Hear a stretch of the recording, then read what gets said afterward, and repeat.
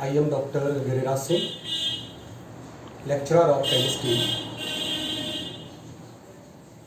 Dear student, आज के इस वीडियो में हम जिस यूनिट को लेकर के आए हैं वह एक नई इकाई है वैद्युत रसायन, जिसे इलेक्ट्रोकेमिस्ट्री भी कहते हैं।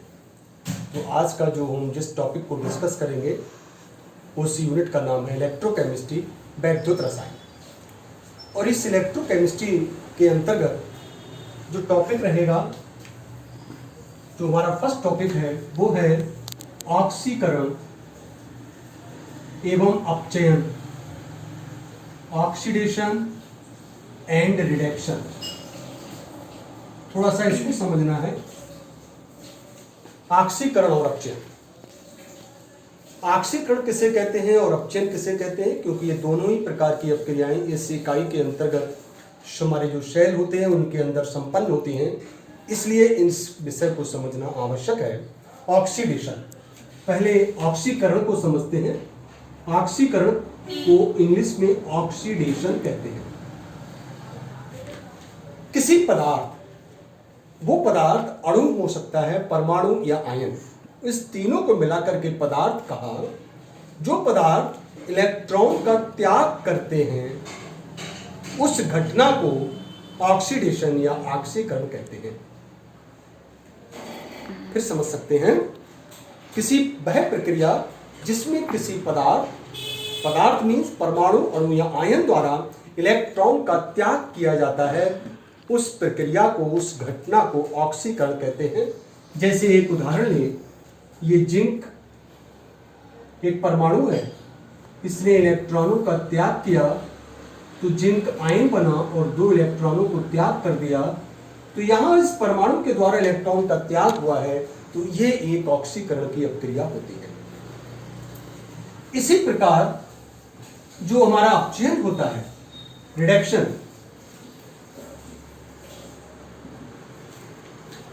रिडक्शन के अंतर्गत क्या होगा कि वह पदार्थ में हम वही परमाणु, अणु या आयन जिसके द्वारा इलेक्ट्रॉनों को ग्रहण किया जाता है, उस घटना को हम अपचयन कहते हैं और अंग्रेजी में इसको रिडक्शन कहते हैं। तो इलेक्ट्रॉनों का किसी पदार्थ के द्वारा ग्रहण करना अपचयन कहलाता है। जैसे ये कॉपर आयन है, इस कॉपर के आयन ने 2 इलेक्ट्रॉनों को ग्रहण किया तो ये कॉपर बना, तो ये एक अपचयन की घटना है।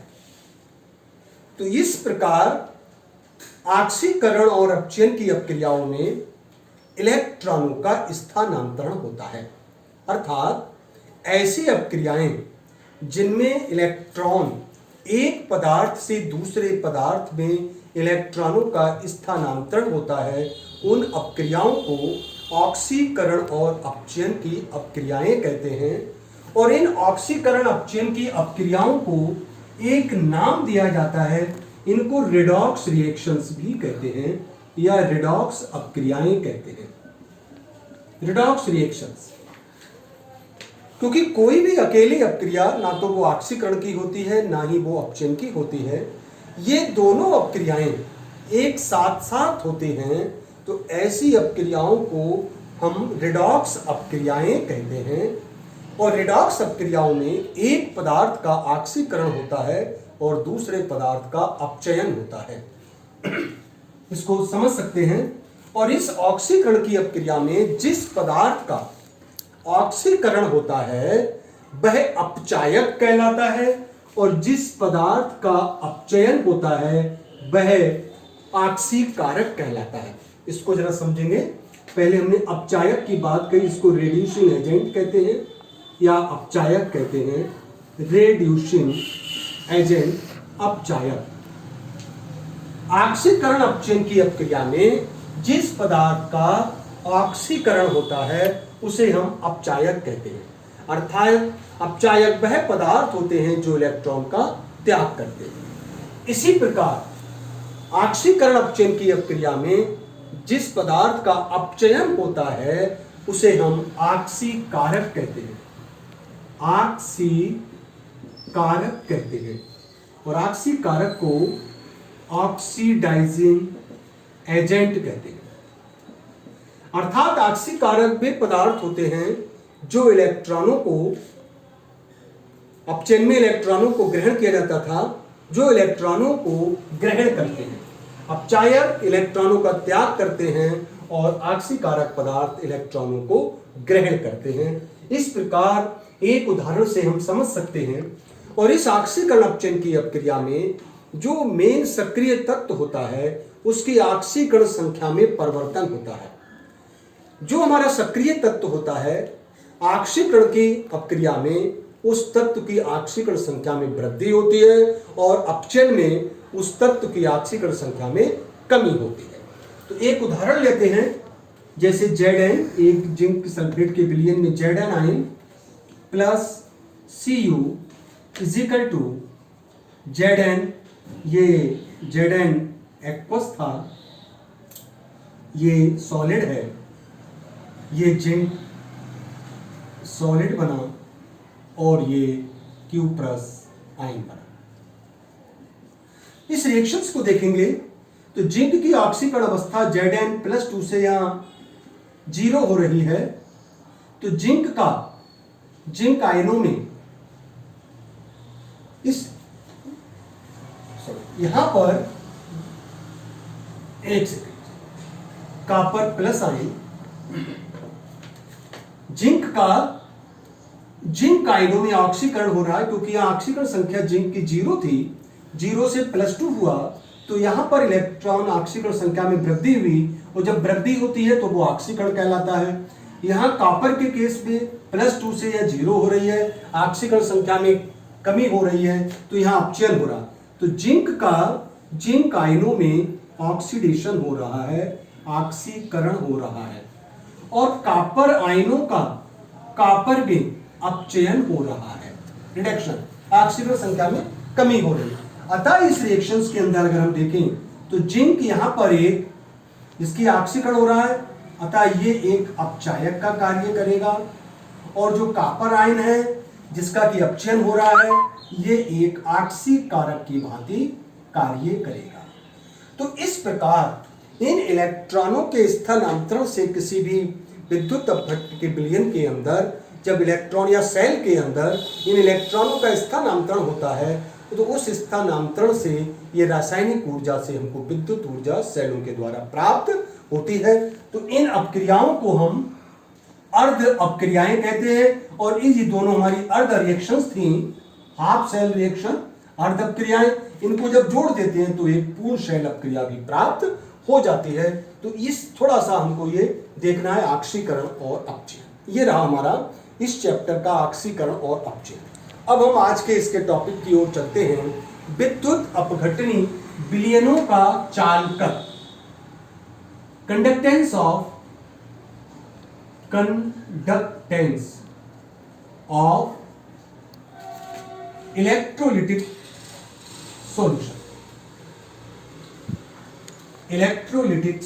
विद्युत अपघटनी विलयनों का चालकत्व समझेंगे हम लोग। कंडक्टेंस यानी विद्युत धारा का परिवहन दो प्रकार से होता है, एक धात्विक चालन जो धातुओं में होता है, और धातुओं में जो चालन होता है वो मुक्त इलेक्ट्रॉनों के कारण होता है।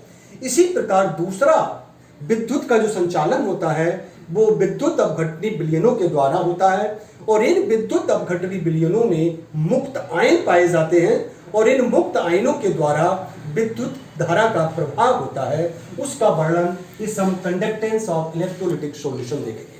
विद्युत अपघट्ट गलित अवस्था में अथवा जलीय विलयन में विद्युत के सुचालक होते हैं, और ये देखा गया कि इन विद्युत अपघट्ट के विलयनों में भी हम ओम का नियम लगा सकते हैं। जिस प्रकार हमारे ठोस में धात्विक चालन में ओम का नियम लगता है, उसी प्रकार ओम का नियम इन विद्युत अपघटनी विलयनों के चालकता में भी लगा सकते हैं।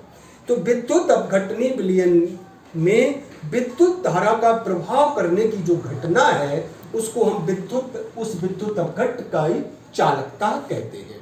इसको जरा देखेंगे कि किसी चालक में से जब हम विद्युत धारा प्रवाहित होने लगती है, विद्युत धारा आई, अगर हमने माना कि वो क्या, इसको कैसे समझेंगे, तो किसी चालक में से प्रवाहित होने वाली विद्युत धारा आई, कोई जो चालक है उसमें से जो विद्युत धारा प्रवाहित हो रही है, इलेक्ट्रिक करंट, वो आई है, इलेक्ट्रिक करंट आई है, और उस चालक के प्रतिरोध उसके अंदर जो उत्पन्न होता है, उस चालक के प्रतिरोध R के व्युत्क्रमानुपाती होती है। किसी चालक में से प्रवाहित होने वाली विद्युत धारा आई उस चालक के प्रतिरोध R के व्युत्क्रमानुपाती होती है, अर्थात I is inversely proportional 1/R, इसके व्युत्क्रमानुपाती होती है। यदि उस चालक के जो विद्युत अपघट्ट है, उस अपघटने चालक के दोनों सिरों पर अगर विभवांतर E उत्पन्न होता है, विद्युत अपघटनी चालक के दोनों सिरों पर विभवांतर E उत्पन्न होता है, तो I is equal to E/R। यहां से अगर हम R का मान निकालेंगे तो R बराबर होगा हमारा E/I। तो यहां से ये हमने इस प्रतिरोध को ज्ञात कर लिया, और ये हमारी समीकरण नंबर 1 आती है, इसे हम R को प्रतिरोध कहते हैं। और इस विद्युत अपघटने की अब हम इसके आगे को देखें, तो विद्युत अपघटनी विलयनों की चालकता किसे कहते हैं, तो विद्युत अपघटनी विलयनों का जो चालकत्व है उसके प्रतिरोध का व्युत्क्रम होता है।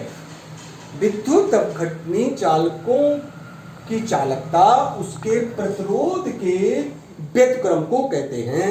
अर्थात अगर हमारी विद्युत अपघटनी विलयन की जो चालकता है वो उसको C कहते हैं, ये विद्युत अपघटनी विलयनों की चालकता है C, और ये चालकता C उस विलयन के विद्युत अपघट्ट का जो प्रतिरोध है उस प्रतिरोध के व्युत्क्रमानुपाती होती है, तो C is equal to 1/R कहते हैं। और इस चालकता का जो मात्रक है वो चूंकि ओम, प्रतिरोध का मात्रक ओम होता है और ये उसके व्युत्क्रमानुपाती है, तो चालकता का मात्रक होता है प्रति ओम, इसको हम प्रति ओम कहते हैं, या इसका एक दूसरा मात्रक होता है महो, इसको महो में भी प्रदर्शित करते हैं चालकता को। और अगर हम SI पद्धति में देखें, इसी का मात्रक अगर हम SI सिस्टम में देखें, SI पद्धति में इसका मात्रक, चालकता का मात्रक सीमेंस भी होता है, सीमेंस भी होता है। अब अगर हम इसको देखें कि अगर ये चालकता 1/R होती है, अब अगर हम यहां से समीकरण 1 से इसका मान रखते हैं, R का मान समीकरण 1 से यहां पर रखने पर, तो ये चालकता C बराबर होगी 1/R का मान है E/I, तो ये बराबर ऊपर चला जाएगा I/E,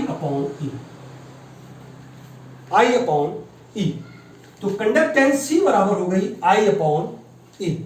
अगर हम ये देखें, यदि इफ जो हमारी विद्युत अपघट्ट का विलयन है उस विलयन में प्रवाहित होने वाली विद्युत धारा I जब उसके इलेक्ट्रोड 1 वोल्ट का विभवांतर उत्पन्न होता है तब उसके बराबर होती है। अगर E बराबर हमारा 1 वोल्ट ले लें, यदि E बराबर 1 वोल्ट उत्पन्न हुआ तो ये C बराबर मान रख दीजिए, C बराबर I/1, तो C बराबर I। किसी विद्युत अपघट्ट के विलयनों में उसके विभवांतर 1 वोल्ट उत्पन्न करने पर जो हमारी विद्युत धारा प्रवाहित की जाती है उस विद्युत धारा को ही हम उसकी चालकता कहते हैं।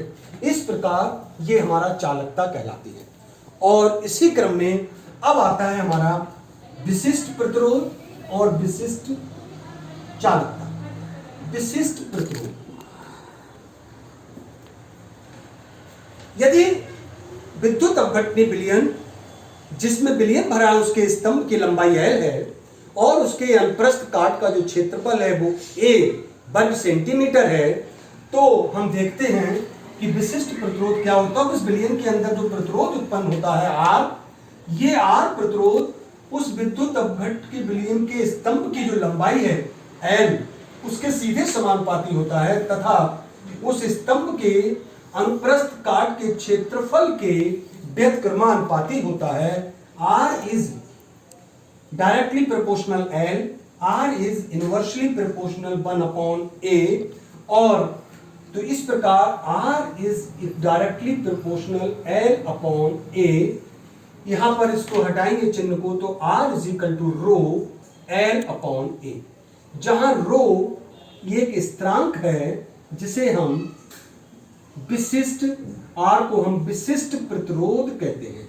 इसी रो को विशिष्ट प्रतिरोध भी कहा जाता है, इसे हम विशिष्ट प्रतिरोध कहते हैं। और हम जानते हैं जो विशिष्ट प्रतिरोध होता है, यदि यही विशिष्ट प्रतिरोध, यदि हमारे किसी विद्युत अपघट्ट के विलयन की तार की लंबाई अगर 1 सेंटीमीटर है, अनुप्रस्थ काट का क्षेत्रफल 1 वर्ग सेंटीमीटर है, तो ये हमारा विशिष्ट प्रतिरोध जो होगा, जो प्रतिरोध होता है, उसी को हम उसका विशिष्ट प्रतिरोध कहते हैं। और विशिष्ट प्रतिरोध के व्यतिक्रम को ही विशिष्ट चालकता कहते हैं। तो विशिष्ट जो चालकता होती है, इसको कप्पा से प्रदर्शित करते हैं, के कप्पा, तो K इज इक्वल टू 1/रो। ये हमारी विशिष्ट चालकता कहलाती है। विशिष्ट प्रतिरोध के व्यतिक्रम को विशिष्ट चालकता कहते हैं और इसको कप्पा से प्रदर्शित करते हैं। ठीक है, आज के इस वीडियो में हम लोगों ने विशिष्ट चालकता को देखा। इसके आगे का अगले वीडियो में देखेंगे। Thank you very much.